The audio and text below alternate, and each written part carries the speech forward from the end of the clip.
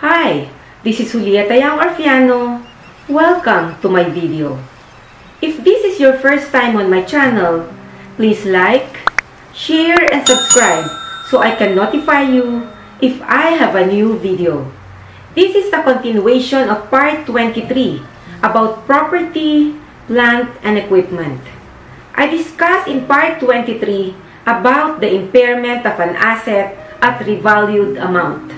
Just click above or the link below this video to watch part 23. In this video, I am going to tackle about the accounting changes and errors affecting property, plant, and equipment. Accounting changes and errors affecting property, plant, and equipment. Change in accounting estimate. A change in accounting estimate is an adjustment of the carrying amount of an asset or a liability, or the amount of the periodic consumption of an asset that results from the assessment of the present status of and expected future benefits and obligations associated with assets and liabilities. Changes in accounting estimates result from new information or new developments and accordingly are not correction of errors. IAS number 8, Accounting Policies, Changes in Accounting Estimates and Errors, paragraph number 5. Change in estimated useful life and residual value. The residual value and the life of the asset used in computing the amount of depreciation are merely based on estimates. The useful life of an item of property, plant, and equipment should be reviewed periodically, and if expectations are significantly different from previous estimates, the depreciation charge for the current and future periods should be adjusted. Hence, the remaining carrying value is depreciated over the remaining revised life and considering, if appropriate, the revised residual value. For instance, the useful life may be extended by subsequent expenditure of the asset, which improves the condition of the asset beyond its originally assessed standard of performance. Alternatively, technological changes or changes in the market for the product may reduce the useful life of the asset. In these cases, the remaining carrying value of the asset at the beginning of the year of change is depreciated over its revised remaining life. To illustrate, assume an equipment costing 500,000 pesos with residual value of 50,000 pesos and an estimated useful life of 5 years was acquired at the beginning of 2007. On January 1st, 2009, the asset's life was revised to a total of 7 years without residual value. The straight line method is used. No retrospective adjustment is made on the past 2 years' depreciation. A change in accounting estimate is handled prospectively. Hence, a revised depreciation for the remaining life of the asset is calculated as follows. Cost is 500,000 pesos less accumulated depreciation 450,000 pesos divided by 5 years times 2 years is 180,000 pesos. Carrying value January 1st, 2009, 320,000 pesos.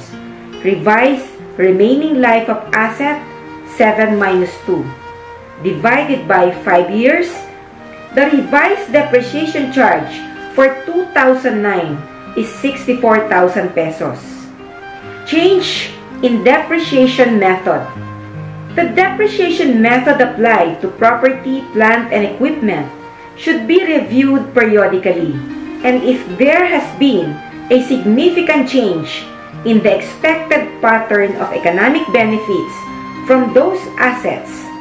The method should be changed to suit this change pattern.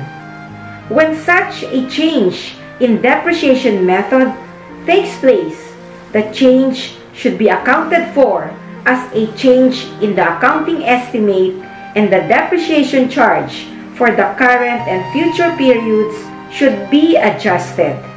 Illustration number 1.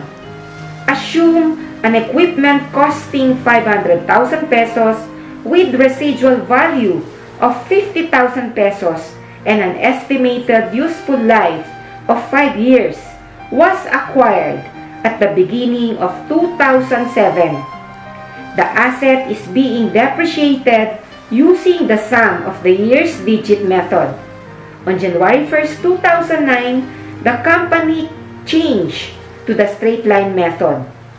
What is the revised depreciation charge per year starting with the year 2009 under the new method? Cost 500,000 pesos less accumulated depreciation 450,000 pesos times 5 plus 4 divided by 15 is equals to 270,000 pesos. The carrying value January 1st, 2009 is 230,000 pesos less residual value of 50,000 pesos. The remaining depreciable value is 180,000 pesos. The remaining life of the asset, 5 minus 2, is 3 years. So 180,000 pesos divided by 3 years. The revised depreciation charge for 2009 and every year thereafter is 60,000 pesos. Illustration number 2. Assume a machinery costing 500,000 pesos with residual value of 50,000 pesos and an estimated useful life of 10 years was acquired on January 1st, 2007. The asset is being depreciated using double declining balance method. At the beginning of 2009, after justifying the change, the company adopted the sum of the year's digits method. What are the depreciation charges for each year of the remaining life of the asset? Carrying value at January 1st, 2009, cost is 500,000 pesos less accumulated depreciation 2007. 500,000 pesos times 20% is 100,000 pesos. Year 2008, 400,000 pesos times 20% is 80,000 pesos. Total of 180,000 pesos. The carrying value is 320,000 pesos. Revised depreciation charges under the sum of the year's digits method for the remaining 8 years of asset life. Remaining depreciable amount is 320,000 pesos less 50,000 pesos is equals to 270,000 pesos. Year 2007, 270,000 pesos times 8 divided by 36 is equals to 60,000 pesos. Year 2008, 270,000 pesos times 7 divided by 36 is equals to 52,500 pesos. Year 2009, 270,000 pesos times 6 divided by 36 is equals to 45,000 pesos.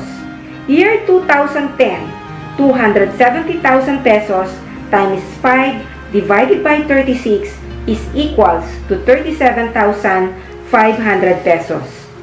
Year 2011, 270,000 pesos times 4 divided by 36 is equals to 30,000 pesos. Year 2012, 270,000 pesos times 3 divided by 36 is equals to 22,500 pesos. Year 2013, 270,000 pesos times 2 divided by 36 is equals to 15,000 pesos. Year 2014, 270,000 pesos times 1 divided by 36 is 7,500 pesos. Note that there is no retrospective adjustment required for a change in depreciation method. Instead, the depreciation charge for the current and future periods should be adjusted. The adoption of a new depreciation method requires disclosure in the notes to the financial statements indicating the nature of the change, its effects on net income, as well as earnings per share amounts. Correction of errors in depreciation. Similar to other errors affecting profit or loss determination, an error in depreciation is treated as a prior period adjustment and is reported as an adjustment to the opening balance of retained earnings. Comparative information should be restated unless it is impracticable to do so. Thank you for watching my video. I hope you learned something from this video. I did part 25 and continuation of this video wherein I discuss in part 25 about the recognition of property, plant, and equipment, and the disclosure requirements. Just click above or the link below this video to watch part 25. Don't forget to like, share, and subscribe on my channel so I can notify you if I have a new video. Once again, this is Julieta Yang Orfiano. See you on my next video.